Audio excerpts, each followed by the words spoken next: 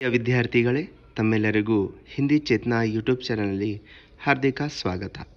ಪ್ರಿಯ ವಿದ್ಯಾರ್ಥಿಗಳೇ, ಇವತ್ತಿನ ತರಗತಿಯಲ್ಲಿ ನಾವು ನೋಡೋಣ ಕರ್ನಾಟಕ ಶಾಲಾ ಪರೀಕ್ಷೆ ಮತ್ತು ಮೌಲ್ಯ ನಿರ್ಣಯ ಮಂಡಳಿ ಮಲ್ಲೇಶ್ವರಂ ಬೆಂಗಳೂರು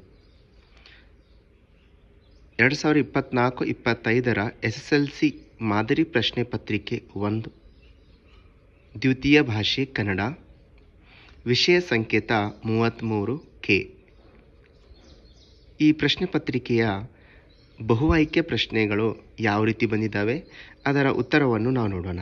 ಅದೇ ರೀತಿ ಮಾದರಿ ಪ್ರಶ್ನೆ ಪತ್ರಿಕೆ 1, 2, 3, 4 ಈ 4 ಮಾದರಿ ಪ್ರಶ್ನೆ ಪತ್ರಿಕೆಯಲ್ಲಿ ಯಾವ ಥರದ ಬಹು ಆಯ್ಕೆ ಪ್ರಶ್ನೆಗಳು ಬಂದಿದ್ದಾವೆ ಹಾಗೂ ಅದರ ಉತ್ತರಗಳನ್ನು ನೋಡೋಣ.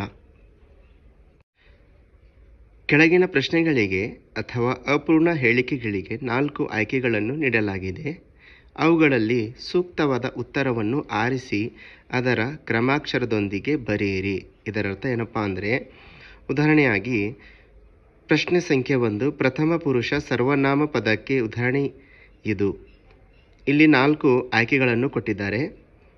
ಎ ನೀನು, ಬಿ ನಾನು, ಸಿ ಅವನು, ಡಿ ತಾವು. ಇಲ್ಲಿ ನೀವು ಉತ್ತರ ಬರಿಬೇಕಾದರೆ ಸಿ ಆಪ್ಷನ್ ಇದೆ, ಅದರ ಜೊತೆಯಲ್ಲಿ ಅದರ ಉತ್ತರವನ್ನು ಕೂಡ ನೀವು ಬರಿಬೇಕಾಗುತ್ತೆ. ಪ್ರಶ್ನೆ ಸಂಖ್ಯೆ 2, ಆದೇಶ ಸಂಧಿಗೆ ಸೇರಿದ ಪದವಿದು. ಇದರ ಉತ್ತರವಾಗಿದೆ ಎ ಆಪ್ಷನ್ ಹೂದೋಟ. ಇಲ್ಲಿ ನಾವು ಸಂಧಿಯನ್ನು ನೋಡಿದಾಗ ಬಿ ಊರೂರು, ಊರು ಅಧಿಕ್ ಊರು ಲೋಪ ಸಂಧಿ, ದೇವಾಲಯ ಸ್ವರ್ಣದೀರ್ಘ ಸಂಧಿ, ಶಾಲೆಯನ್ನು ಆಗಮ ಸಂಧಿ ಆಗುತ್ತದೆ. ಪ್ರಶ್ನೆ ಸಂಖ್ಯೆ 3, ಸಾಮಾನ್ಯ ಅವ್ಯಯಕ್ಕೆ ಉದಾಹರಣೆಯಾಗಿರುವ ಪದ ಚೆನ್ನಾಗಿ. ಪ್ರಶ್ನೆ ಸಂಖ್ಯೆ 4, ವರ್ತಮಾನ ಕಾಲವನ್ನು ಸೂಚಿಸುವ ಪದ. ಇದರ ಸರಿಯಾದ ಉತ್ತರ ಸಿ ನೋಡುತ್ತಿದ್ದಾನೆ. ಪ್ರಿಯ ವಿದ್ಯಾರ್ಥಿಗಳೇ, ಇಲ್ಲಿ ನೀವು ಸ್ವಲ್ಪ ಗಮನಿಸಬೇಕು. ಎ ಆಪ್ಷನ್ ನೋಡುವನು, ನೋಡುವನು ಭವಿಷ್ಯತ್ ಕಾಲವಾಗಿದೆ. ನೋಡಿದನು ಭೂತಕಾಲ, ನೋಡುತ್ತಿದ್ದಾನೆ ವರ್ತಮಾನ ಕಾಲ. ಪ್ರಶ್ನೆ ಪತ್ರಿಕೆ 2ರ ಬಹು ಆಯ್ಕೆ ಪ್ರಶ್ನೆಗಳು ಯಾವ ರೀತಿ ಇದ್ದಾವೆ ನೋಡೋಣ. ಹ್ರಸ್ವ ಸ್ವರಗಳಿಗೆ ಉದಾಹರಣೆಗಳಾಗಿರುವ ಅಕ್ಷರಗಳಿವು. ಸರಿಯಾದ ಉತ್ತರ ಬಿ ಅ ಇ ಎ ಓ. ಹೆಸರನ್ನು ಸೂಚಿಸುವ ವ್ಯಾಕರಣಾಂಶ ಇದಾಗಿದೆ ನಾಮಪದ. ಕೈಮುಟ್ಟಿ ಪದವು ಈ ಸಮಾಸವಾಗಿದೆ, ಕ್ರಿಯಾ ಸಮಾಸ.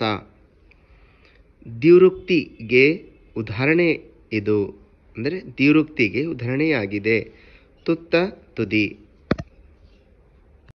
ಪ್ರಶ್ನೆ ಸಂಖ್ಯೆ 1, ಪ್ರಿಯ ವಿದ್ಯಾರ್ಥಿಗಳೇ, ಮಾದರಿ ಪ್ರಶ್ನೆ ಪತ್ರಿಕೆ 3 ಇದರಲ್ಲಿ ಯಾವ ರೀತಿ ಪ್ರಶ್ನೆಗಳನ್ನು ಕೇಳಲಾಗಿದೆ ನೋಡೋಣ. ರಾಜೇಶ್ ಪದದಲ್ಲಿರುವ ಮಾತ್ರೆಗಳ ಸಂಖ್ಯೆ 5 ಮಾತ್ರೆ. ದಡ ಪದವು ಈ ವ್ಯಾಕರಣಾಂಶಕ್ಕೆ ಸೇರಿದೆ, ಅನುಕರಣಾವಯ. ಪ್ರಶ್ನೆ ಸಂಖ್ಯೆ 3, ಅಂಕಿತ ನಾಮ ಪದವಿದು, ಬೆಂಗಳೂರು. ಗ್ರಾಂಥಿಕ ರೂಪಕ್ಕೆ ಉದಾಹರಣೆಯಾಗಿರುವ ಪದ ಬಿಡುತ್ತವೆ. ಮಾದರಿ ಪ್ರಶ್ನೆ ಪತ್ರಿಕೆ 4 ಇದರಲ್ಲಿ ಯಾವ ಪ್ರಕಾರದ ಪ್ರಶ್ನೆಗಳನ್ನು ಕೇಳಲಾಗಿದೆ ನೋಡೋಣ.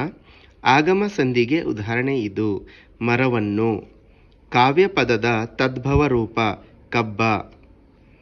ಷಷ್ಠಿ ವಿಭಕ್ತಿ ಪ್ರತ್ಯಯವಿದು, ಅ. ಭಾವಸೂಚಕ ಅವ್ಯಯಕ್ಕೆ ಸಂಬಂಧಿಸಿದ ಪದ ಅಯ್ಯೋ.